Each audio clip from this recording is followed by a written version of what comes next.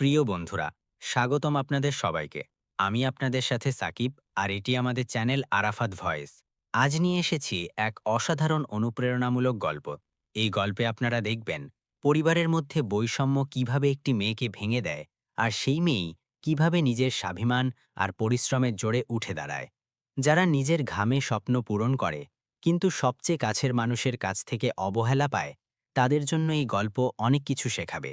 চলুন বন্ধুরা, গল্পটি শুরু করি। এখন গল্পে প্রবেশ করা যাক। কলকাতার সেই চেনা ব্যস্ততার ভিড়ে ঠাসা দুপুর।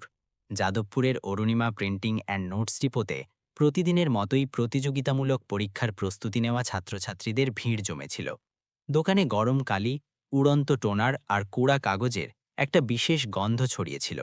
বাইরের রোদের তাপ আর ভেতরে প্রিন্টার মেশিন থেকে বেরিয়ে আসা উষ্ণতা, এই দুয়ের সাথেই অরুণিমা এখন একাত্ম হয়ে গিয়েছিল। দিদি, এই ইতিহাসের নোটসগুলো আছে, এটা ৩টে সেট চটপট করে দিন না, আমাকে ক্লাস যেতে হবে। এক ছাত্র তাড়াহুড়ো করে জিজ্ঞেস করল। হ্যাঁ দাদা, ১ মিনিট দাঁড়ান। অরুণিমা কপালে জমে থাকা ঘাম আঁচল দিয়ে মুছে অত্যন্ত শান্তভাবে উত্তর দিল। তার হাত মেশিনের ওপর অভ্যস্ত ভঙ্গিতে চলছিল। দোকানের এক কোণে, মেশিনের ঠিক পাশেই একটা ছোট টুলে, তার ডাব্লিউবিসিএস মেইন পরীক্ষার এক মস্ত বড় বই খোলা পড়েছিল। খদ্দের না থাকলে অথবা মেশিনে যখন ১০০-২০০ পাতার কমান্ড দেওয়া থাকত, সেই মাঝখানের ৫-১০ মিনিটের সময় তার চোখ দুটো বইয়ের লাইনের ওপর দিয়ে ঘুরে আসত। সারাদিন দাঁড়িয়ে থেকে অরুণিমার পা দুটো রীতিমতো ফুলে যেত, কিন্তু মুখে কোনো অভিযোগ ছিল না। কারণ এই দোকান, এই চাকরি আর এখান থেকে পাওয়া প্রতিটি টাকা তার জন্য খুব গুরুত্বপূর্ণ ছিল। বন্ধুরা, গল্পে এগিয়ে যাওয়ার আগে একটি ছোট্ট অনুরোধ। অরুণিমার মতো এই লড়াই কি আপনি বা আপনার পরিচিত কেউ করেছেন? যদি আপনাদের অরুণিমার এই জেদ আর তার স্বাভিমান ভালো লেগে থাকে, তবে এই ভিডিওটিকে এখনই একটি লাইক অবশ্যই করুন, আর আমাদের চ্যানেলটিকে সাবস্ক্রাইব করতে ভুলবেন না। সেই সাথে আপনি এই গল্পটি পশ্চিমবঙ্গের বা পৃথিবীর কোন গ্রাম বা শহর থেকে দেখছেন, তা নিচে কমেন্ট করে অবশ্যই জানাবেন। আমার পড়তে খুব ভালো লাগবে। চলুন তবে ফেরা যাক আমাদের গল্পে, এবং দেখা যাক অরুণিমার জীবনে সামনে কি অপেক্ষা করছে। অরুণিমা বিয়ের আগেই একটি ছোট দোকানে চাকরি করতে করতে নিচের স্নাতক স্তরের পড়াশোনা শেষ করেছিল। তার বিয়ে হয়েছিল সৌরভের সাথে। সৌরভ এক অত্যন্ত সৎ, পরিশ্রমী, কিন্তু এখনও নিজের পায়ের তলায় মাটি খোঁজা এক যুবক ছিল। সে প্লাম্বিং কন্ট্রাক্ট নিত। দুজনের সুখের সংসার ছিল, কিন্তু টাকার অভাব লেগেই থাকত। এমন পরিস্থিতিতে সৌরভকে সাহায্য করার জন্য আর নিজের বড় অফিসার হওয়ার স্বপ্ন পূরণ করার জন্য অরুণিমা এই প্রিন্টিং ডিপোতে চাকরি নিয়েছিল। ঘরের কাজ, দোকানের ১০ ঘন্টার ডিউটি আর রাত অবধি ডাব্লিউবিসিএস এর পড়াশোনা, এটাই ছিল তার রুটিন। সে প্রচণ্ড স্বাভিমানী ছিল। কারো কাছে হাত পাতা তার স্বভাব ছিল না। সন্ধ্যা ৮টায় দোকানের শাটার নামিয়ে অরুণিমা বাইরে বেরোল। আজ সে খুব খুশি ছিল, কারণ সে সদ্যই ডাব্লিউবিসিএস এর প্রিলিমিনারি পরীক্ষায় পাশ করেছিল এবং এখন মেইন পরীক্ষার প্রস্তুতি চলছিল। কিন্তু মেইন পরীক্ষার জন্য একটি নামী কোচিং সেন্টারের টেস্ট সিরিজ নেওয়া খুব দরকার ছিল, যার ফিস ছিল ৮,০০০ টাকা। এই মাসের বেতন ঘর ভাড়া আর রেশন কিনতেই ফুরিয়ে গিয়েছিল। সৌরভেরও একটা সাইটের পেমেন্ট আটকে ছিল। পথে চলতে চলতে অরুণিমা ভাবল, আজ বাবাদের ওখান থেকে ঘুরে আসি, তাদের প্রিলিমস পাশ করার খবরটা দেব, আর টেস্ট সিরিজের জন্য ৮,০০০ টাকা চেয়ে নেব। বাবা নিশ্চয়ই দেবেন। অরুণিমা হাঁটতে হাঁটতে সল্ট লেকের দিকে রওনা দিল। তার বাবা বিজয় আর মা মালবিকা সল্ট লেকের এক আলিশান ফ্ল্যাটে থাকতেন। অরুণিমা যখন সেখানে পৌঁছল, তখন বাড়ির পরিবেশ কিছুটা অন্যরকম ছিল। বসার ঘরে সোফার উপর অনেক নামী ব্র্যান্ডের শপিং ব্যাগ অগোছালোভাবে পড়েছিল। তার ছোট বোন প্রিয়ঙ্কা এক হাতে দামি আইফোন নিয়ে আয়নার সামনে নতুন ড্রেস পরে দেখছিল। প্রিয়াঙ্কা ছোটবেলা থেকেই সবকিছু হাতের কাছে তৈরি পেয়ে আসছিল। বাড়িতে সে সবার আদুরে। তার পড়াশোনা শহরের সবচেয়ে দামি কলেজে চলছিল, যার জন্য বিজয় ২৫ লক্ষ টাকা ডোনেশন দিয়েছিলেন। ওরে প্রিয়াঙ্কা, আর কত জামাকাপড় কিনবি? আলমারিতে তো আর জায়গা নেই। অরুণিমা হাসতে হাসতে ঘরে ঢুকে জিজ্ঞেস করল। তার নিজের গায়ে তখন একটা পুরনো রং-চটা সুতির জামা ছিল। ওফ, কামন দিদি, দুর্গাপুজো আসছে, আমার কলেজে পূজা ফেস্ট আছে, আমাকে সেখানে একদম স্ট্যান্ড আউট দেখতে হতে হবে। You know how it is. Priyanka অবহেলার সাথে উত্তর দিল। অরুণিমার আশাতে তার বিশেষ কোনো হেলদোল ছিল না। ততক্ষণে বিজয় বসার ঘরে এলেন। অরুণিমাকে দেখে তার মুখে একটা আনুষ্ঠানিক হাসি ফুটে উঠল। এলি অরুণিমা, বস। সৌরভ কেমন আছে? ও ঠিক আছে বাবা, একটা সাইটে গেছে, তাই ভাবলাম আপনাদের সাথে দেখা করে যাই। অরুণিমা সোফার এক কোণে বসে বলল, মা মালবিকা ভেতর থেকে এক গ্লাস জল এনে দিলেন। ততক্ষণে প্রিয়াঙ্কা বিজয়ের গলায় হাত দিয়ে আবদারের সুরে বলল, পাপা, এই ড্রেসটা তো নিয়েছি, কিন্তু এটার সাথে ম্যাচিং ব্যাগ আর জুয়েলারি আমার কাছে নেই। ফ্যাশন লেনে দারুণ সেট দেখেছি, মাত্র ৬,০০০ টাকা দাম। প্লিজ আজই টাকাটা ট্রান্সফার করে দাও না, আজ অফার শেষ হয়ে যাবে। বিজয় এক মুহূর্ত চিন্তা না করে হাসতে হাসতে পকেট থেকে ফোন বের করলেন আর এক ক্লিকে প্রিয়াঙ্কার অ্যাকাউন্টে ৬,০০০ টাকা ট্রান্সফার করে দিলেন। নে মা, কিন্তু ফেস্টে তোকে যেন সবচেয়ে সুন্দর দেখায়, তিনি আদবের সাথে বললেন। অরুণিমা শান্তভাবে সব দেখছিল। তার পার্সে রাখা নিজের ঘাম ঝরানো টাকা আর যাদবপুরের সেই ভ্যাপসা গরমের কথা তার মনে পড়ে গেল। সে জল খেয়ে গ্লাসটা নিচে রাখল আর সাহস সঞ্চয় করে বলল, বাবা, আমি আপনাদের একটা সুখবর দিতে এসেছিলাম। আমি ডব্লিউবিসিএস এর প্রিলিমস পরীক্ষায় পাশ করেছি। অরুণিমার চোখে এক আলাদা উজ্জ্বলতা ছিল। আরে বাহ, বেশ বেশ, অভিনন্দন। বিজয় খুব ভাষা ভাষা ভাবে বললেন। মালবিকাও শুধু বললেন, ভালোই হলো বাপু। কিন্তু বাবা, অরুণিমা কিছুটা ইতস্তত করে বলল, সামনের মাসে আমার মেন পরীক্ষা, তার জন্য একটা ভালো ক্লাসের টেস্ট সিরিজ নিতে হবে। আমার এই মাসে টাকার একটু টান আছে, মাত্র ৮,০০০ টাকা দিলে খুব ভালো হতো। সামনের মাসে বেতন পেলেই আমি আপনাদের টাকাটা ফেরত দিয়ে দেব। তার কথা শেষ হওয়া মাত্রই ঘরে এক অসহ্য নীরবতা নেমে এলো। প্রিয়াঙ্কা মোবাইলে দেখতে দেখতে ভেতরের ঘরে চলে গেল। বিজয় নিজের ফোনটা পাশে রাখলেন। তার মুখের ভাবভঙ্গি একদম বদলে গেল। প্রিয়াঙ্কার সাথে কথা বলার সময় তার গলায় যে মাধুর্য ছিল তা এখন পুরোপুরি উধাও। তিনি চশমাটা নাকের ওপর ঠিক করে নিয়ে অত্যন্ত শুকনো আর বিষয়ী গলায় বললেন, অরুণিমা, এ কি শুরু করলি আবার? তুই এখন নিজে রোজগার করিস, দোকানে কাজ করিস। সৌরভ কন্ট্রাক্টর, সেও তো কামাই করে। তাহলে তোদের আর্থিক ব্যাপার কিভাবে সামলাতে হবে সেটা কি তোদের বোঝা উচিত নয়? সবসময় এমন অসময়ে অন্যের ওপর নির্ভর করলে চলে? বাবা, আমি অন্যের উপর নির্ভর কোথায় করছি?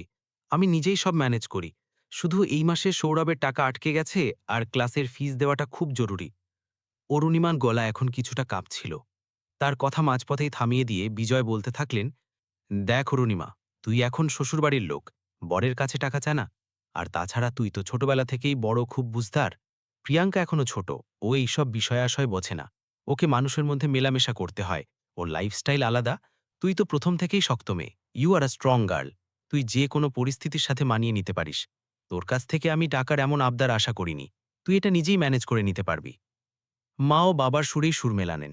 আর ঠিকই তো অরুণিমা, তোর তো সব জায়গায় অ্যাডজাস্ট করার অভ্যেস আছেই।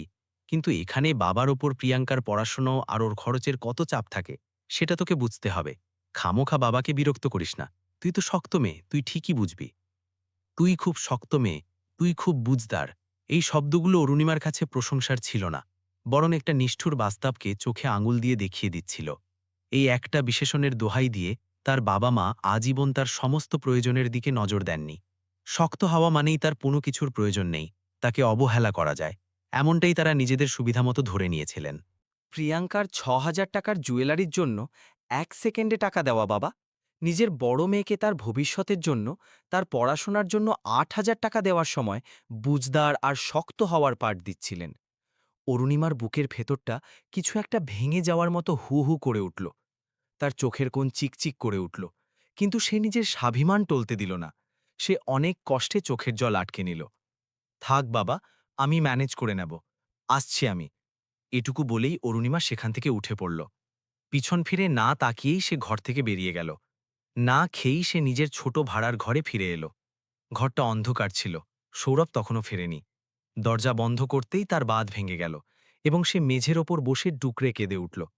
নিজের জন্মদাতা বাবা মা নিজেদের দুই মেয়ের মধ্যে এমন আকাশ-পাতাল তফাৎ কিভাবে করতে পারেন? যে নিজের পায়ে দাঁড়ানোর চেষ্টা করে, তাকেই কি নিজের ঘর থেকে সবচেয়ে বেশি পর করে দেওয়া হয়? এই প্রশ্নটা তাকে ভেতর থেকে কুড়ে কুড়ে খাচ্ছিল। ঠিক তখনই তার মোবাইলের রিং বেজে উঠল।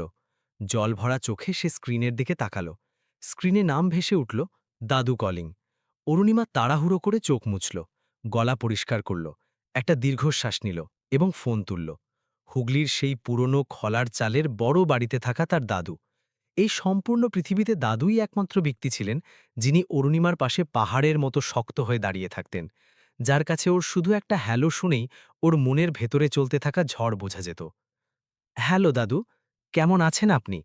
অরুণিমা গলা যতটা সম্ভব স্বাভাবিক রাখার চেষ্টা করে জিজ্ঞেস করল। আমি একদম চনমনে আছি রে দিদি, কিন্তু আমার প্রাণটা কেন যেন ছটপট করছে। কি হয়েছে রে? গলা এমন কান্নাকাটি শোনাচ্ছে কেন আমার মেয়ের? কাঁদছিলি নাকি তুই? দাদুর সেই ধারালো, গম্ভীর কিন্তু ততটাই মায়াময় কণ্ঠস্বরে অরুণিমার চোখ দিয়ে আবার ঝরঝর করে জল ঝরতে লাগলো। কিছু না দাদু, জাস্ট একটু ক্লান্ত ছিলাম দোকান থেকে এসে, আর কিছু না। সে ফুপানি চেপে মিথ্যে বলার চেষ্টা করতে লাগলো। আমার সাথে মিথ্যে বলিস না অরু। ওই বিজয় কি আবার তোকে কিছু শুনিয়েছে? আমি এখান থেকে সব বুঝতে পারছি। ও নিজেকে খুব বড় জ্ঞানী মনে করে, কিন্তু ও খাঁটি হীরের পরখ জানে না। প্রিয়াঙ্কাকে আস্কারা দেবার চক্করে ও তোকে তুচ্ছ ভাবছে, এটা আমি পরিষ্কার দেখতে পাচ্ছি। তুই নিশ্চয়ই কিছু চেয়েছিলি, আর ও তোকে 4টে কথা শুনিয়ে দিয়েছে, তাই না? দাদুর গলা এখন কিছুটা গম্ভীর আর রাগী হয়ে উঠেছিল। তিনি নিজের ছেলের স্বভাব পুরোপুরি জানতেন। যেতে দিন না দাদু, আমার অভ্যেস হয়ে গেছে ওইসবের। আমি আমার পড়াশোনা ঠিক করে নেব। অরুণিমা শ্বাস নিয়ে বলল, অভ্যেস কেন করবি ওরে মেয়ে? তুই আমার রক্ত, তুই স্বাভিমানী, পরিশ্রমী। এর জন্য আমার প্রচণ্ড গর্ব হয়। তুই চাকরি করে বরের পাশে দাঁড়াস, বড় অফিসার হওয়ার স্বপ্ন দেখিস, এতে তোর মহত্ব আছে। কিন্তু ওরা তোর এমন অপমান করবে, এটা আমি একদম সহ্য করব না। দাদুর গলায় এক অদ্ভুত দৃঢ়তা ছিল। তুই একদম চিন্তা করিস না, যতদিন এই বুড়ো বেঁচে আছে না, ততদিন তোকে কারো সামনে হাত পাতার সময় আসবে না। টাকার কি সমস্যা আছে সেটা আমি দেখছি। আমি আছি তোর পেছনে, একদম পাহাড়ের মতো। দাদুর ওই শব্দগুলো অরুণিমার মনে যেন স্নেহের পরশ বুলিয়ে দিল। তার মনের সব ক্লান্তি, সব হতাশা কোথায় যেন পালিয়ে গেল। পৃথিবীতে অন্তত একজন মানুষ তো আছে যে নিঃস্বার্থভাবে তাকে ভালোবাসে। এই অনুভূতি তাকে প্রচণ্ড শক্তি দিল। আর শন, দাদু এরপর একটু উৎসাহের সাথে বললেন, দুর্গাপূজা আর মাত্র 4-5 দিন পরেই। এবারের পূজা আমাদের হুগলির বাড়িতেই পালন করতে হবে। বিজয়, মালবিকা, প্রিয়াঙ্কা সবাই আসবে। তুই আর সৌরভ সবার আগে আসবি। বাড়ির পরিষ্কার পরিচ্ছন্নতা আর প্রতিমার সাজ আমার মেয়ের হাতেই হওয়া চাই। সৌরভকে বলিস তাড়াতাড়ি কাজ শেষ করে চলে আসতে। হ্যাঁ দাদু, আমরা অবশ্যই আসব। অরুণিমার মুখে এখন এক আশ্বস্ত হাসি ফুটে উঠেছিল। ফোন রাখার পর তার খুব হালকা লাগছিল। দাদুর সেই পুরনো ঐতিহাসিক বাড়িতে সে সবসময় এক নিরাপত্তা আর আপনজন খুঁজে পেত। পরের দুদিনেই অরুণিমা দোকান থেকে পূজার ছুটি নিল। সৌরভ নিজের কাজ তাড়াতাড়ি শেষ করল এবং দুজনে হুগলি যাওয়ার জন্য ব্যাগ গোছাতে শুরু করল। অরুণিমা দাদুর জন্য নতুন জামা আর নিজের হাতে বানানো পূজার মিষ্টির কৌটোগুলো শখ করে প্যাক করল। এদিকে সল্ট লেকের ফ্ল্যাটেও বিজয়, মালবিকা আর প্রিয়াঙ্কা হুগলি যাবার প্রস্তুতি নিচ্ছিল। প্রিয়াঙ্কা তার নতুন ড্রেস আর মেকআপের সরঞ্জাম দিয়ে দুটো বড় সুটকেস ভর্তি করেছিল। বিজয় গাড়ির চাবি হাতে নিয়ে মালবিকাকে বললেন, মালবিকা, তাড়াতাড়ি হাত চালাও। এবার হুগলিতে সব আত্মীয় স্বজন, কাকা কাকিমা আসবে। প্রিয়াঙ্কাকে একটু ঠিকঠাক থাকতে বলো, লোকেদের সামনে যেন আমাদের সম্মান থাকে। হুগলির সেই বিশাল আর ঐতিহাসিক বাড়িটি আজ প্রদীপের আলোয় সেজে উঠেছিল। দুর্গাপুজোর তোড়জোড় সারা বাড়িতে টের পাওয়া যাচ্ছিল। বাড়ির সদর দরজায় লাগানো বড় আকাশ প্রদীপ বাতাসের দোলায় দুলছিল, আর উঠোনের পাশে লাগানো মাটির প্রদীপের মৃদু আলো সারা আঙিনায় এক আনন্দময় পরিবেশ তৈরি করেছিল। দাদুর মুখে আজ আলাদা তৃপ্তি ছিল। অনেক বছর পর পুরো পরিবার, কাকা কাকিমা, পিসি আর তাদের ছেলেমেয়েরা সবাই বাড়িতে একসাথে জড়ো হয়েছিল। কিন্তু এই উৎসবের আমেজেও কাজের ভাগাভাগিটা আগের মতোই স্পষ্ট আর বৈষম্যমূলক ছিল। অরুণিবা ভোর 5টা থেকে হেসেলে পিসি আর কাকিমাদের রান্নায় সাহায্য করছিল। কখনো পায়েস গড়া, তো কখনো মাছের মশলা ভাজা। এতেই তার হাত সমানে ব্যস্ত ছিল। মুখে ঘামের ফোঁটা থাকলেও ঠোঁটে হাসি ছিল। অন্যদিকে তার বর সৌরভ বাড়ির পুরনো পাইপলাইন মেরামত করতে ব্যস্ত ছিল। বাড়ির পেছনের দিকের ওয়াশরুমের প্লাম্বিং চলে গিয়েছিল। সেটা সে নিজের দক্ষতায় মাত্র 1 ঘন্টার মধ্যে ঠিক করে ফেলল। সততার সাথে আর কোনো ঢান্ঢোল না পিটিয়ে এই স্বামী স্ত্রী দুজনে বাড়ির কাজে খেটে যাচ্ছিল। এর ঠিক উল্টো দিকে প্রিয়াঙ্কার পৃথিবীটা ছিল শুধুমাত্র তার মোবাইলের স্ক্রিন পর্যন্ত সীমাবদ্ধ। কলকাতা থেকে আনা সেই দামি ডিজাইনার ড্রেস পরে, মুখে গাদাখানেক মেকআপ থাপ্পড় দিয়ে সে বাড়ির কাঠের খামগুলোর পাশে, শিলিতে আর প্রতিমার সামনে বিভিন্ন পোজ দিয়ে ইনস্টাগ্রাম আর স্ন্যাপচ্যাটের জন্য ফটো তুলতে ব্যস্ত ছিল। তার না ছিল রান্নার চিন্তা, না ছিল অতিথিদের আপ্যায়নের কথা। মা মালবিকা অবশ্য প্রিয়াঙ্কার এই সাজগোজের তারিফ করতেই ধন্য হচ্ছিলেন। দেখ আমার প্রিয়াঙ্কা কেমন রাজকন্যার মতো লাগছে, তিনি গর্ব করে আসা যাওয়া করা আত্মীয়দের বলছিলেন। সন্ধ্যা ধীরে ধীরে রাতের কোলে ঢুকে পড়ল।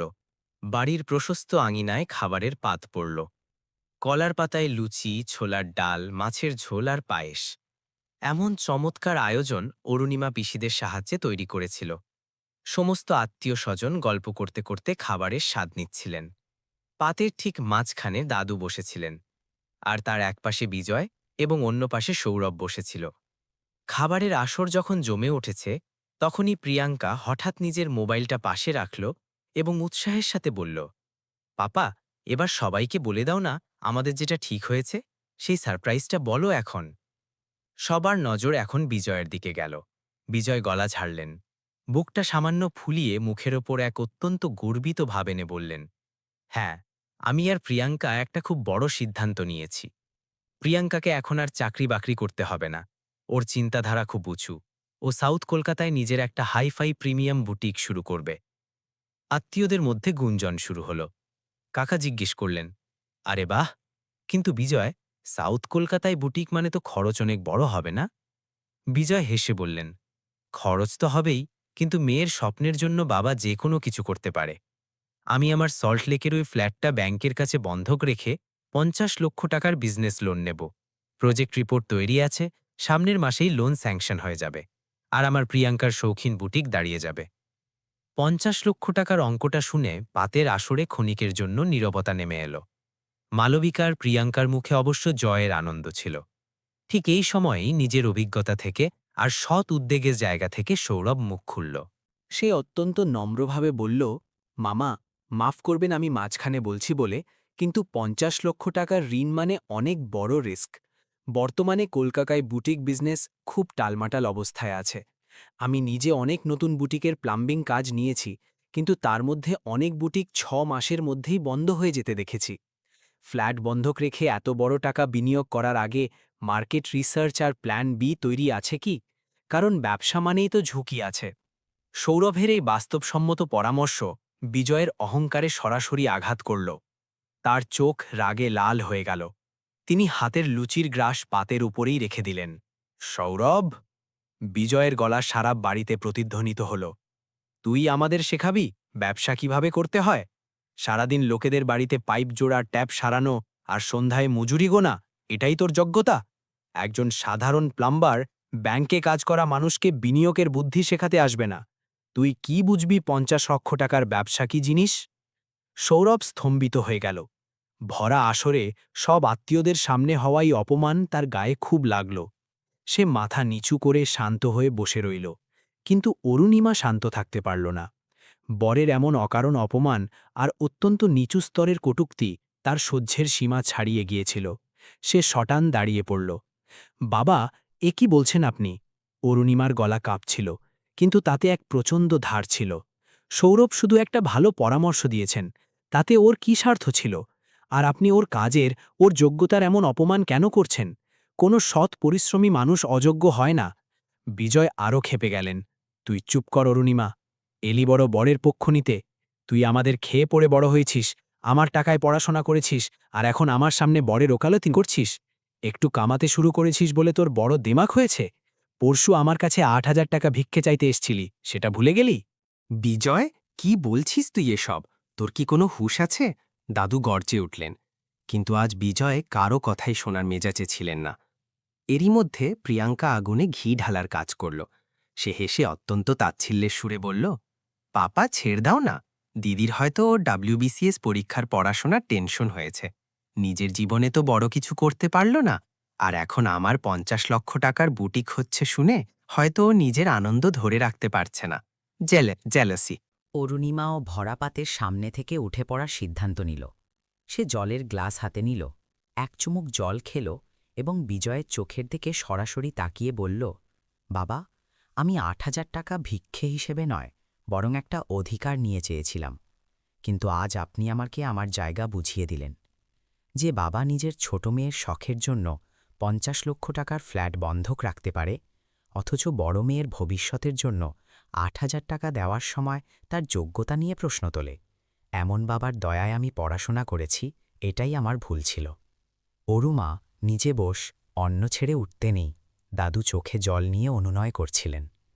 না দাদু, অরুণিমার গলা এখন অত্যন্ত শান্ত, কিন্তু বরফের মতো ঠান্ডা ছিল।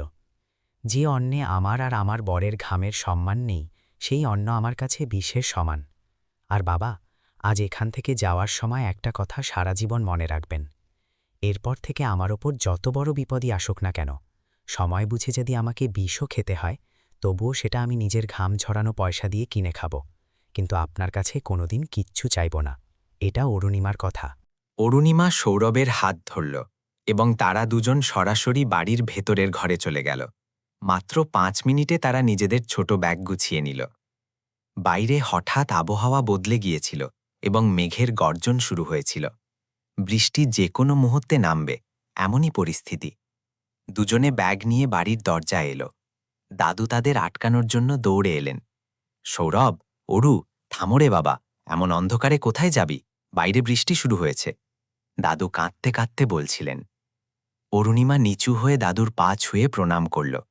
তার চোখের জলে দাদুর পা ভিজে গেল।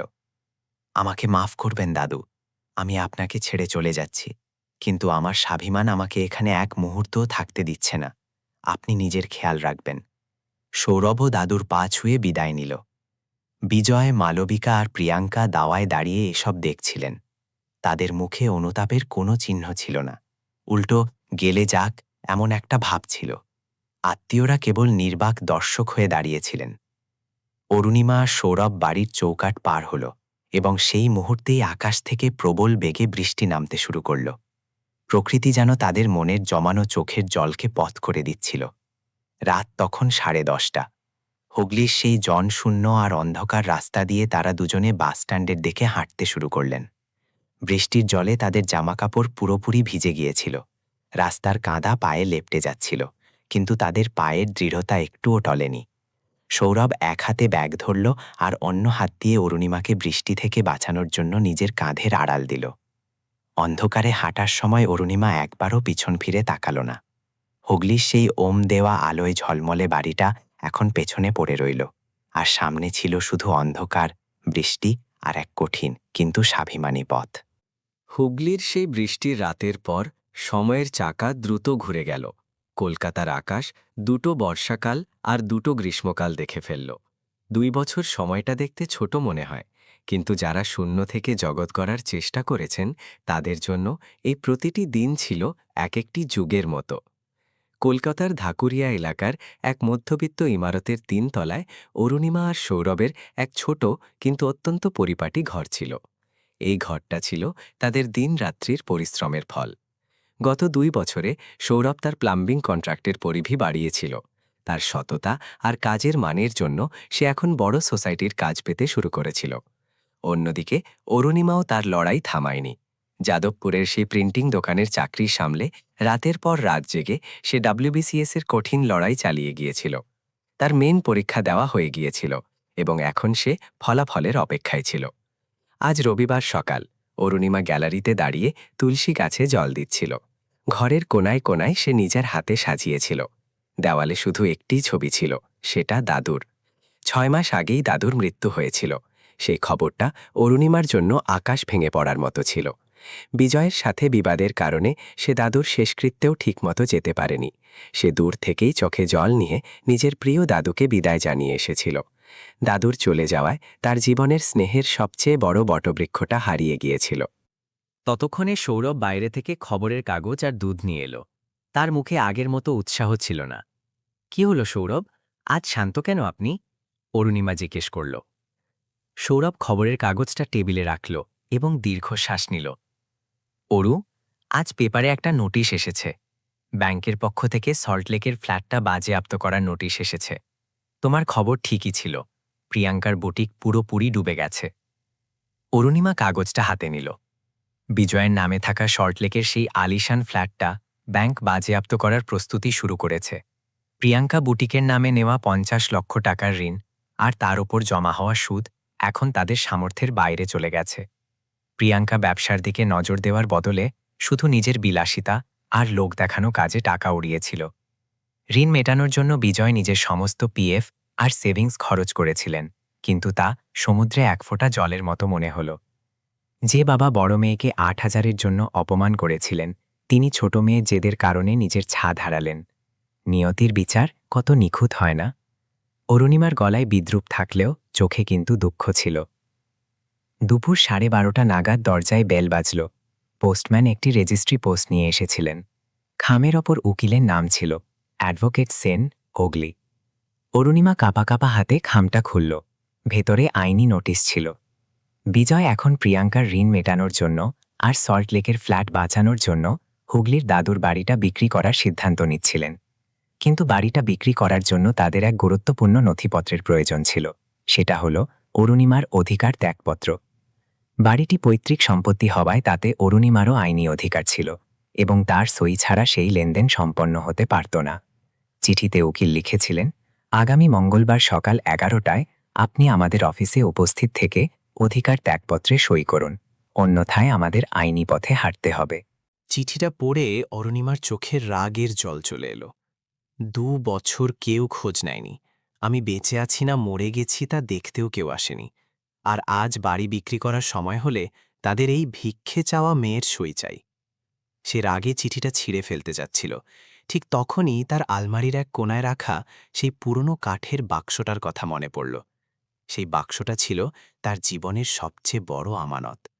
সে বাক্সটা খুলল এবং তা থেকে দাদু 2 বছর আগে দেওয়া সেই হলদেটে হয়ে যাওয়া বন্ধ খামটা বের করল। দাদু বলেছিলেন, যখন সময় আসবে তখনই এটা খুলিস।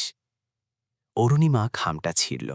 ভেতরে 2টো জিনিস ছিল, একটি আইনি দলিল আর দ্বিতীয়টি দাদুর হাতের লেখা একটি চিঠি। অরুণিমা চিঠিটা পড়তে শুরু করল। আমার আদরের নাতনি অরু, এই চিঠি যখন তোর হাতে পৌঁছাবে তখন হয়তো আমি এই পৃথিবীতে থাকব না। কিন্তু দিদি, আমি আমার ছেলে বিজয়ের স্বভাব খুব ভালো করেই জানতাম। প্রিয়াঙ্কার জেদ আর ওর অহংকারের জন্য ও একদিন নিশ্চিতভাবেই ভিটে মাটি সব শেষ করে দেবে, সেটা আমি বুঝতে পেরেছিলাম। ওরা ভাবে যে এই বাড়িটা ওদের, কিন্তু ওরা জানে না যে ওদের অত্যাচার থেকে তোকে বাঁচানোর জন্য আমি আগেভাগেই ব্যবস্থা করে রেখেছি। অরু, আমি আইনিভাবে এই বাড়ির 2টো সমান অংশ করে দিয়েছি, একটি অংশ প্রিয়াঙ্কার নামে এবং একটি অংশ তোর নামে। এই বাড়িটি আমি একটি ইরিভোকেবল ট্রাস্টের মধ্যে রেখেছি, যা রেজিস্ট্রেশন আমি 7 বছর আগেই করে রেখেছিলাম। তোর সই বা তোর সম্মতি ছাড়া এই বাড়ির একটা ইঁটও কেউ সরাতে পারবে না। এটা তোর অধিকার, তোর স্বাভিমান। প্রিয়াঙ্কা যত টাকাই ওরাক না কেন, দাদুর এই বাড়ির ওপর তোর সমান অধিকার আছে। এই লোকগুলো তোকে সই করার জন্য মিনতি করবে, ভয় দেখাবে, কিন্তু তুই মাথা নত করিস না।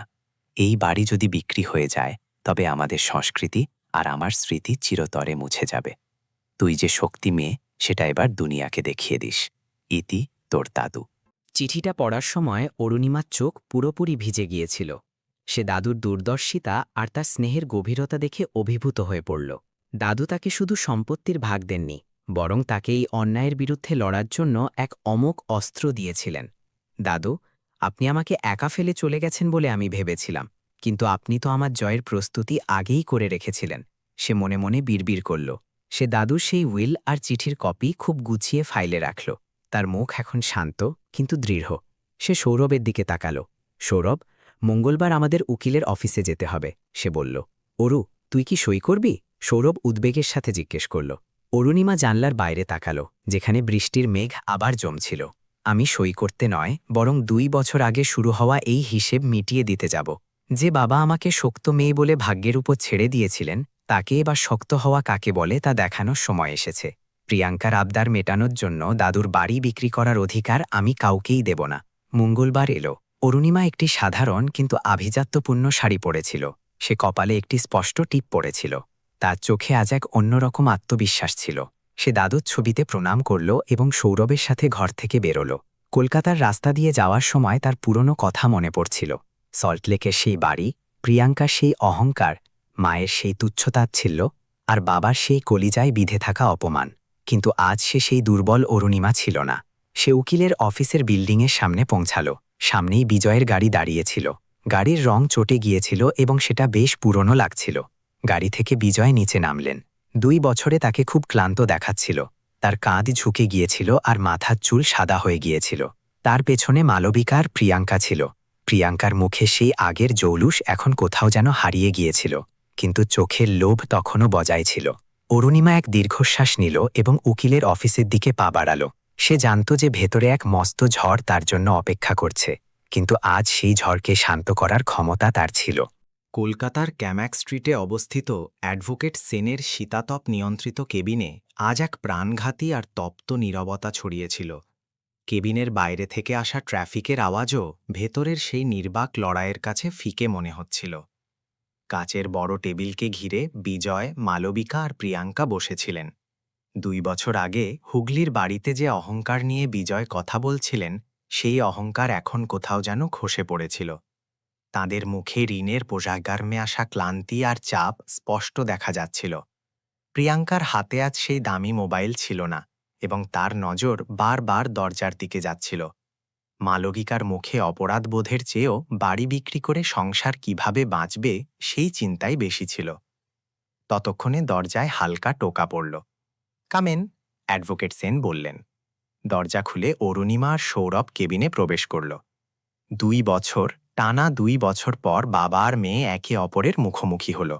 কিন্তু এই দেখায় না ছিল চোখের আর্দ্রতা, না ছিল স্নেহের স্পর্শ। বিজয়ের চোখে অরুণিমার জন্য কোনো মমতা ছিল না, বরং তিনি দেখছিলেন শুধু একটি সই, যা তার মেয়েকে ঋণের গহ্বর থেকে টেনে বের করবে। আয় অরুণিমা, বস, বিজয় অত্যন্ত শুকনো গলায় বললেন। তিনি সৌরভের দিকে ফিরেও তাকালেন না। অরুণিমা আর সৌরভ টেবিলের অন্য পাশে শান্তভাবে বসল।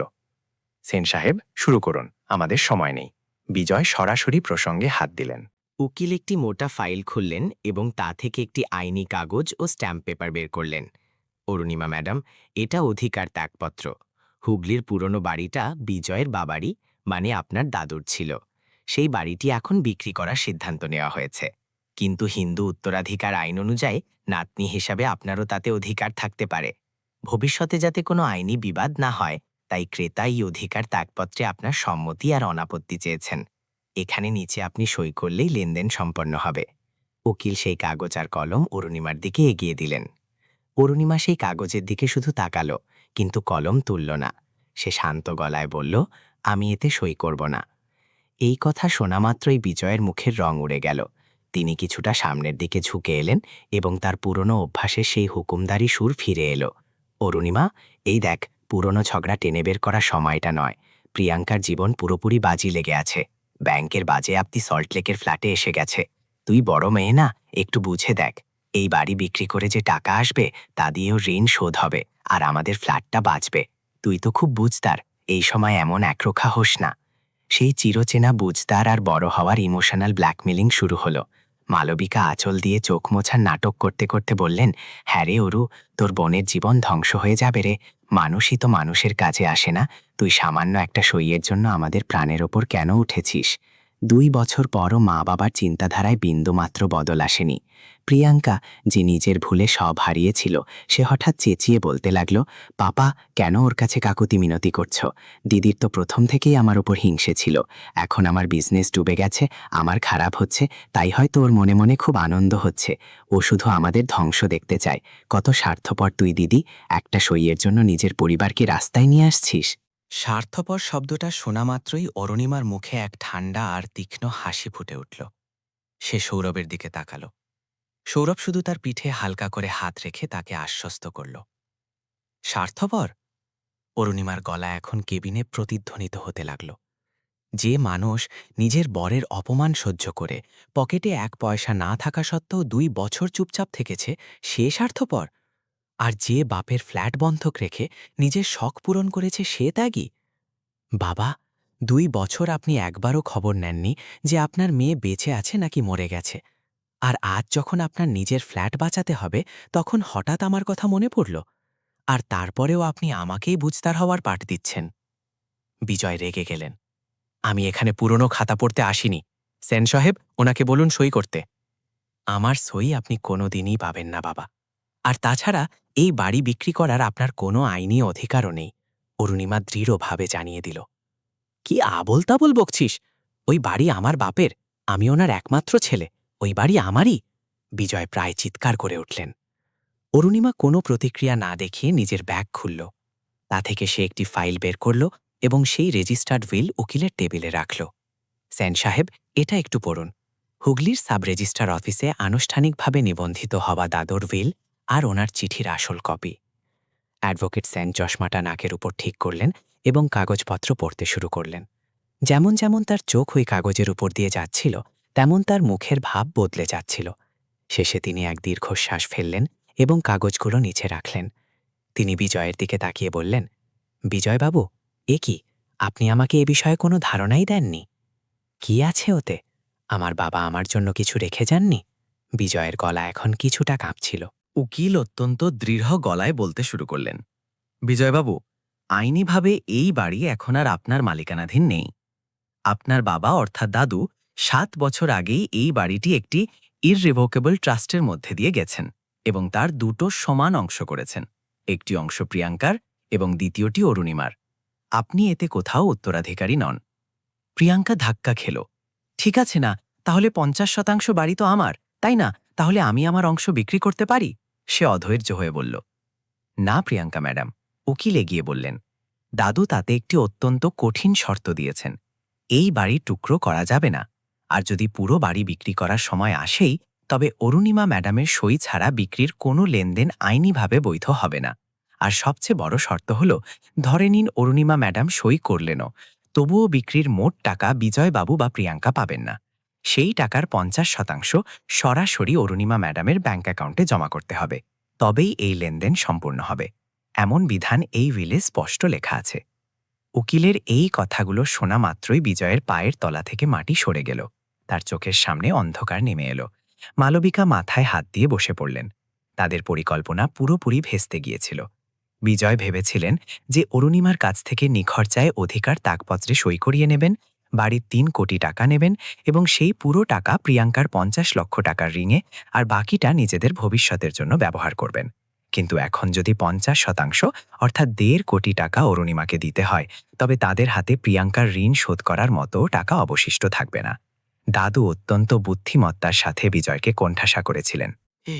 এ সম্ভব নয়। আমার বাবা আমার পিঠে এভাবে ছুরি মারতে পারেন না। বিজয় অসহায় হয়ে বিড়বিড় করে বললেন, পিঠে খঞ্জর দাদু মারেননি, তুমি মেরেছ বাবা। অরুণিমা উঠে দাঁড়াল। তার গলা এখন কেবিনের ভেতরে কোনো বিচারকের মতো প্রতিধ্বনিত হচ্ছিল। দাদু আপনাকে চিনেছিলেন। প্রিয়াঙ্কার প্রতি অন্ধ ভালোবাসায় আপনি একদিন এমন সবকিছু লণ্ডভণ্ড করে দেবেন, এটা তিনি জানতেন। তাই তিনি আমাকে এই সুরক্ষা দিয়ে রেখেছিলেন। আপনি ভেবেছিলেন শক্ত আর বস্তার অরুণিমা বরাবরের মতো মুখ বুজে নিজের অধিকার ছেড়ে দেবে, কিন্তু না। দাদু আমাকে শুধু সম্পত্তি দেননি বাবা, তিনি আমাকে আমার বন্ধক রাখা স্বাভিমান ফিরিয়ে দিয়েছেন। প্রিয়াঙ্কা এখন কান্নার উপক্রম করছিল। দিবি, প্লিজ এমন করিস না, আমার জেল হয়ে যাবে, ব্যাংক আমার সবকিছু শেষ করে দেবে, প্লিজ সই কর না। প্রিয়াঙ্কাই প্রথমবার অরুণিমার সামনে হাত জোড় করল, কিন্তু অরুণিমা আজ একেবারেই গলার মতো ছিল না।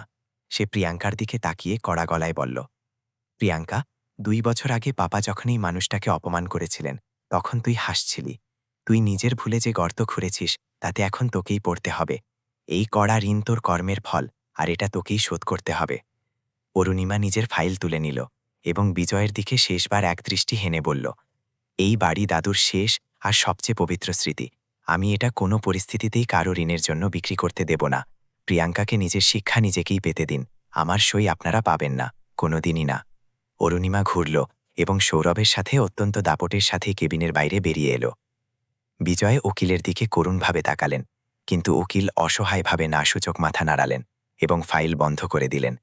কেবিনে আবার সেই প্রাণঘাতী নীরবতা নেমে এলো, কিন্তু এবার সেই নীরবতা ছিল বিজয়ের পরাজয়ের, তাদের কর্মফল ভোগ করার এবং অরুণিমার প্রকৃত বিজয়ের নীরবতা। উকিলের অফিসের সেই ঘটনার পর কলকাতার আকাশে অনেক ঋতু বদলে গেল।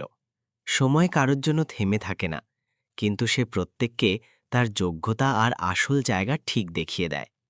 বিজয়ের জীবনেও সময় এক কঠোর আর অবিস্মরণীয় শিক্ষা দিল। 5 থেকে 6 মাস কেটে গিয়েছিল। একসময় অর্থের আর আভিজাত্যের দ্যামাক দেখানো বিজয়ের জীবন পুরোপুরি তছনছ হয়ে গিয়েছিল। ব্যাংক অবশেষে তাদের সল্টলেকের আলিশান ফ্ল্যাটটি বাজেয়াপ্ত করল।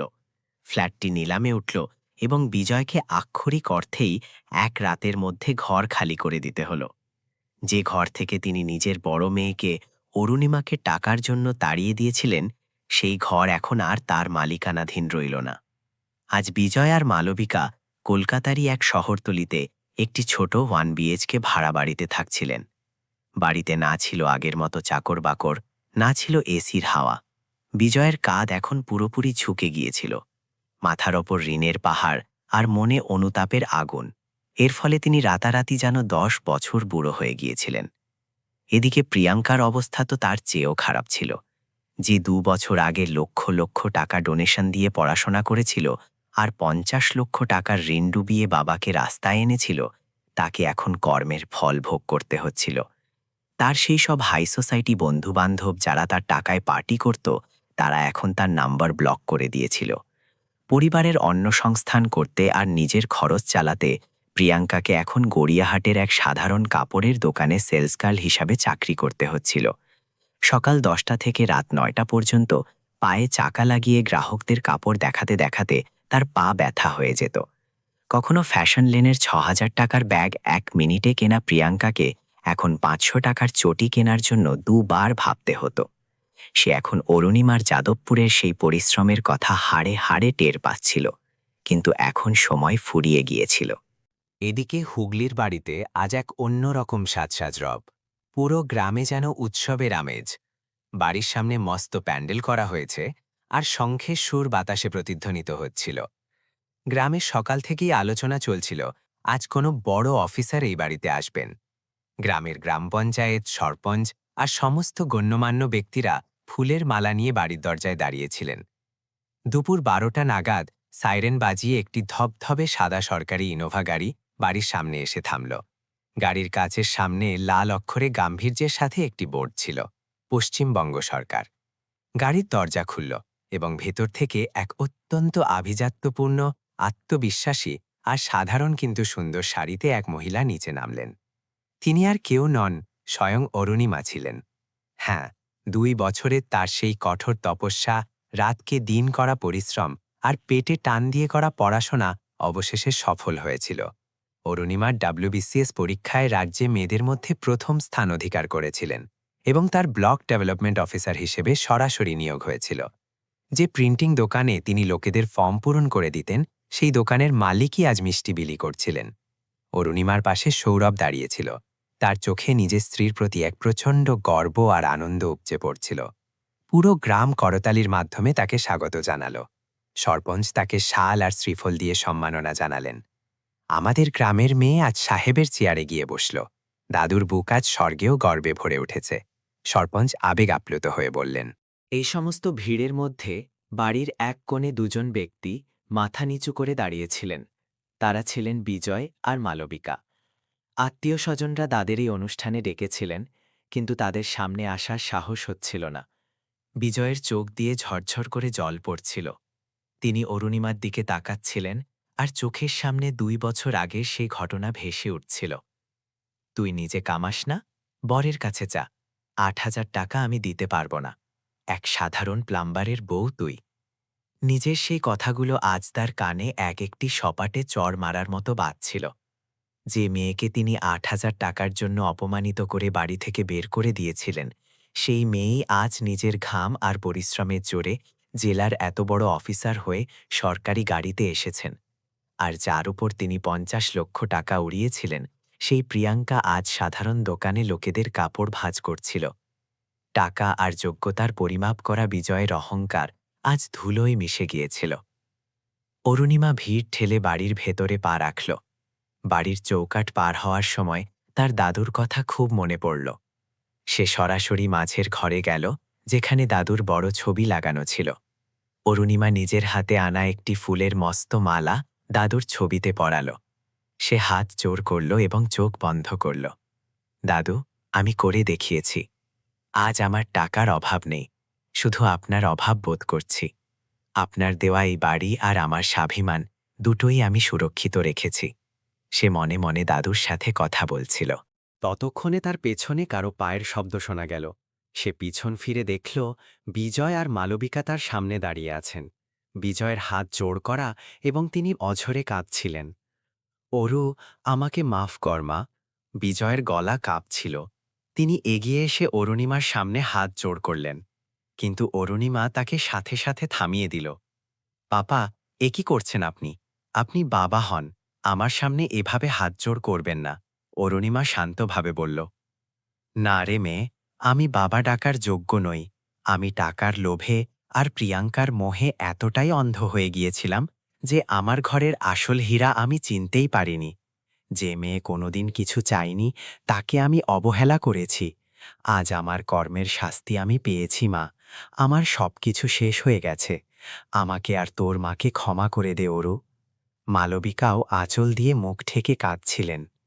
অরুণিমা তাদের দিকে তাকিয়ে রইল। তার মনে প্রচণ্ড রাগ ছিল, কিন্তু এখন সেই রাগ শান্ত হয়েছিল।